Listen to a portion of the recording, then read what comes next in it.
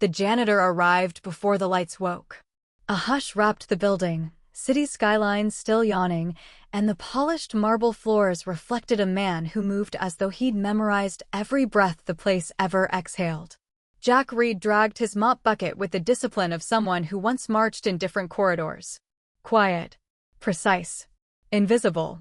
Corporate badges beeped far above, but on the ground floor it was slippers of rubber meeting stone. His reflection trailed beside him, looking like it had more stories than the building's glass could hold. That morning, Nexus Innovations buzzed with rumor. Someone had been accessing private systems.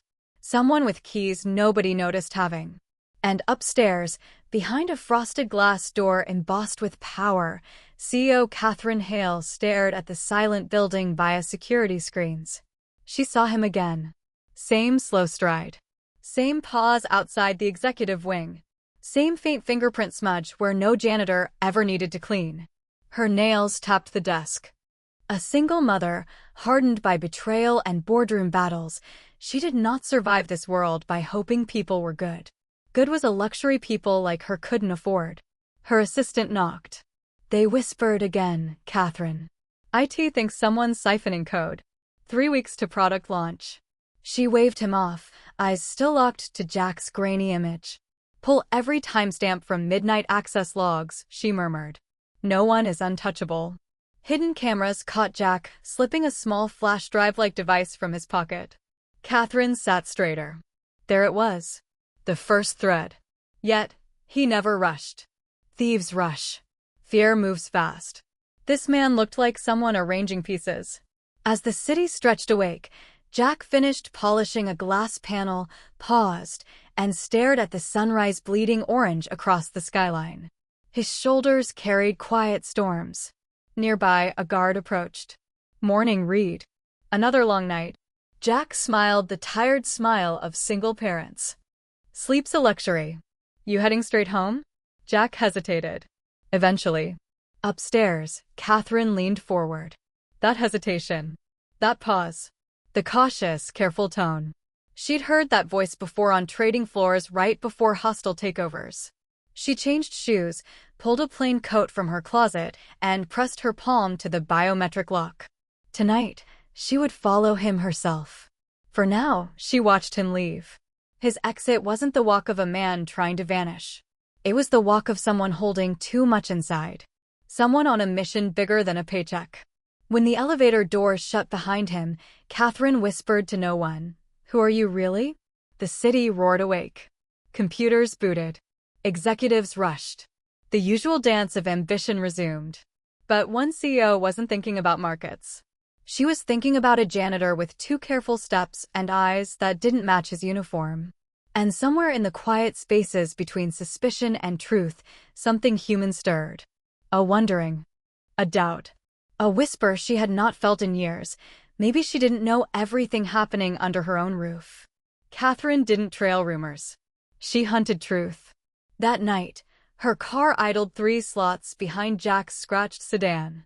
Her hands tightened around the steering wheel as his taillights flickered and disappeared into the city's underbelly. No more shadows, she murmured, pulling out slowly. The streets changed block by block. Boardroom gleam faded to concrete bruises, shuttered shops, graffiti like desperate prayers, streetlights blinking like they were tired of keeping watch. Jack parked beside a small brick building that looked older than every promise the city ever broke, West Side Learning Center. He stepped out with a backpack held like it carried something fragile. A group of kids stumbled toward him, backpacks hanging off shoulders, shoes worn thin. One of them ran, flung herself into his arms. An 8-year-old girl. His daughter. Emma. Catherine froze in her seat. The man who slipped past corporate firewalls now hugged a child like she was the only safe place he knew. Inside the center, Catherine watched through dusty glass. Old laptops. Bent chairs. Posters taped with hope instead of budget. And Jack, not cleaning floors, but teaching code like poetry. Algorithms are stories, he told them. Every problem has a path forward. Even people. A teenage boy raised his hand. But what if no one gives you a chance? Jack's voice softened. Then you build your own. Catherine swallowed hard. She expected espionage. Found education. She expected greed. Found generosity. She expected theft. Found repair. The laptop she thought he smuggled? He opened it, replaced parts, handed it to a shy boy who held it like he'd been given a future wrapped in plastic and wires. Not stolen tech. Salvage tech. Reborn tech. Catherine stepped back into the shadows, confused. Suspicion didn't disappear that fast. But something shifted, cracked. Jack finished class near midnight. Kids drifted away. He packed up cords, wiped tables, hugged his daughter, and left. He didn't see Catherine watching. Back at Nexus, she dug deeper. Public records, patents, lawsuits, archived articles covered in dust. And then the truth struck like a punch. Jack Reed wasn't always a janitor. Once, he sat where her CTO sat. Once, he built systems others stole credit for. Once, he tried to stop dangerous software shortcuts and was buried for doing the right thing. Blacklisted. Erased. Punished for integrity. Catherine leaned back, heart tight. She had fought for every inch in her world. But this man had lost everything for a moral line she admired more than any market win. For the first time in a long while, Catherine whispered something soft, almost foreign. I was wrong. But apology was a luxury in her world. Proof mattered more than remorse. Tomorrow, she'd test him. Not as a suspect. As a possibility. A threat to her assumptions. A mirror she wasn't ready for. And maybe, as someone who could shatter the walls she built thicker than boardroom glass. 3 days later, Nexus imploded. Not physically. Worse. The core system powering their upcoming launch fractured like a bone under silent pressure. Data loops jammed. Servers crashed. Investors circled. Employees whispered. Careers shook. Catherine stood in a war room where genius suddenly looked like fear. Her CTO paced, voice cracking. We need weeks. Possibly months. The board screamed over speakerphone. Fix it or fall. Catherine's phone buzzed. A notification. Janitor badge access server room last night. Everyone's eyes snapped to her. The room turned predator. Suspicion filled the air like smoke. Security breach. He sabotaged us. I always knew enough. She slammed her palm on the table. No assumptions. Data only. But a flicker of doubt seeped through her ribs like poison. Did she misjudge him? Was he here during failure? Then she remembered his gentle voice teaching children hope like math. And she knew.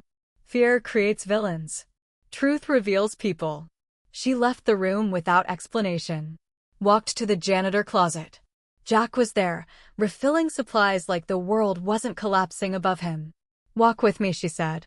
No emotion. Just steel. He followed. They entered the crisis room. Heads turned. Gasps hit air like bullets. The janitor among executives. Shame and judgment swirled. Catherine stood tall. He's here because he might solve what you can't. The CTO sputtered, with all due respect. He built the original architecture this company runs on. Catherine cut in. You studied it. He created it. Silence. Long, heavy. Jack looked at the screen. His posture changed. His eyes sharpened. The room didn't see a janitor. It saw a surgeon. Give me access, he said quietly. No boasting. No panic. Just certainty. He typed. Fast. Surgical. Lines of code cascaded like falling dominoes finding rhythm again. Minutes passed like held breath. Your issue isn't your integration layer, Jack finally announced. It's your memory allocation algorithm. It's collapsing under scale because someone patched a flaw incorrectly. The CTO flushed. He knew exactly who someone meant. Jack continued, calmly, gracefully, like he wasn't fixing a billion-dollar disaster while wearing gloves that still smelled faintly of cleaning spray. Give me 12 hours and one engineer who can follow instructions. Done, Catherine said instantly. For the first time, Jack looked at her fully. Something flickered. Respect. Unease. History unnamed. I didn't sabotage you, he said quietly, not defensive, just tired. I know, she answered. Trust is quiet. Doubt is loud. She chose quiet. Behind them, The boardroom glass reflected two worlds colliding: suits and worn shoes, power and humility, suspicion and redemption. And neither fit neatly anymore. 46 sleepless hours later, servers purred like reborn machines. Launch success. Stock surge. Praise erupted. But celebrations felt wrong without truth. Catherine stood on stage in the company atrium, staff packed shoulder to shoulder. Lights burned bright. Cameras rolled. Legacy held its breath. "We faced crisis," she began. "And someone in this room saved us." Heads turned toward CTOs, directors, star programmers. No one looked at the man in the janitor uniform standing in the back, hands clasped, posture humble enough to disappear. But Catherine did. "Jack Reed," she called. A ripple through the crowd. Shock. Murmurs. Judgment crumbling into confusion. Then awe. Jack froze mid-breath. Shock cracked across his face like porcelain. "Come forward." He walked slow, quiet, eyes lowered. Like he feared the world would see too much. When he reached her, Catherine's voice steadied. Iron and empathy blended smooth. "This man helped build the architecture our company runs on. He was erased by this industry for standing on principle. We stepped over him without knowing who we trampled." She paused, eyes meeting his. Soft. Unapologetic. Reverent. "I offer you your rightful place here." As senior systems lead. The atrium held still. Jack's jaw tightened. Eyes glazed with something heavy.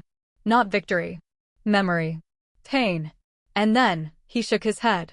"I'm honored," he said, voice catching, steadying. "But I can't return to a world that forgot people in the name of progress." A soft gasp. A sting. A truth bomb dropped without cruelty. "I build futures with kids who don't get second chances," he continued. "They need me more than code does." Silence. Then Catherine exhaled slowly. "Then let me rewrite a system that failed you." She turned to the crowd. "We will build a tech access division. Community center partnerships. Scholarships. Internships. With Jack leading us." Eyes widened. Hearts cracked open. Jack looked at her, stunned. "You'd do that. We should have done it years ago."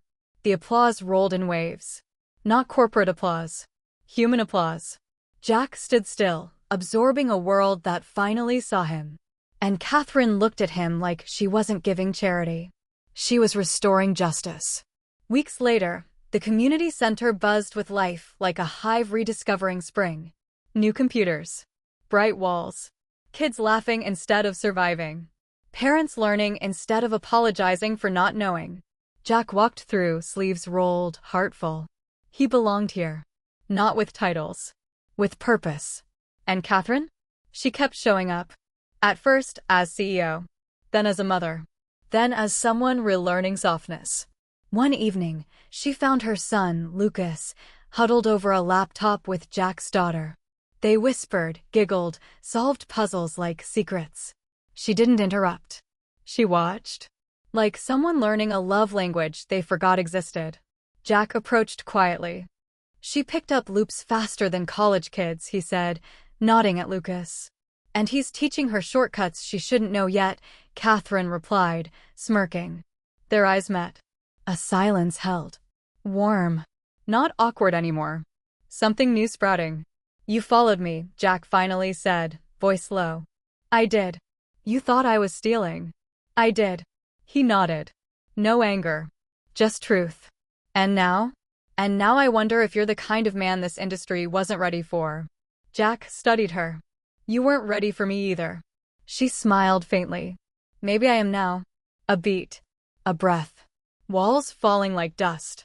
Kids ran past, laughter breaking the tension like bells. Jack exhaled.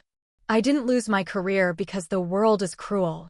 I lost it because ethics scare people who worship outcomes over integrity. And I climbed to survive in that world," Catherine admitted. "Maybe together we can change it."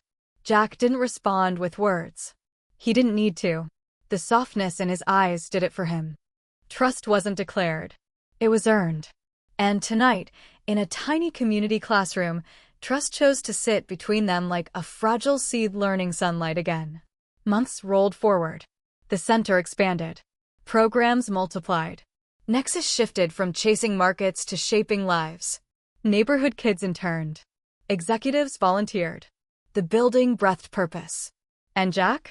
He still mopped floors sometimes. Habit. Roots. Humility wasn't a phase for him. It was identity. Catherine arrived late one night to find him fixing a broken projector while humming lullabies. Emma used to fall asleep too. "You ever rest?" she asked softly. "Rest feels like I didn't do enough." "You've done more than most governments." A half smile. "And you?" "Resting? Trying. Turns out running a company and trying to grow a heart is exhausting." He laughed quietly. The kind of laugh shared only between people who've carried too much and finally puts them down. Lights dimmed. Kids slept in the next room during a night coding camp. Their own children nestled among them. Catherine sat beside him on the floor, backs against the wall like teenagers hiding from life. "You know," Jack whispered, "I thought success meant returning to the place I fell from. And now? Now I think success is never losing who you're trying to climb." Catherine's eyes softened. "I spent years thinking strength meant walls. Turns out it means opening doors instead." He looked at her, really looked, like reading a language only two people shared. "We didn't save them," he said. "They saved us." She nodded slowly. "Second chances aren't given. They're built," he finished. Somewhere between burnout and rebirth, between doubt and dignity, between janitor uniforms and corporate lanyards, they found a place neither owned, a middle ground carved by pain and rebuilt by purpose. Kids snored softly. Streetlights hummed. Dreams stitched themselves quietly into futures. Jack reached for her hand. Not claiming, not asking, just holding space. Catherine didn't pull away. Outside, a new sign glowed on the building, Westside Technology and Community Institute, powered by people who refuse to stay invisible. And inside, in the quiet of possibility, two single parents looked at a world they were rebuilding brick by brick. Not for profit. Not for praise. For legacy. For their children. For every unheard voice sweeping hallways with brilliance the world forgot to notice. Their story didn't end here. It finally started.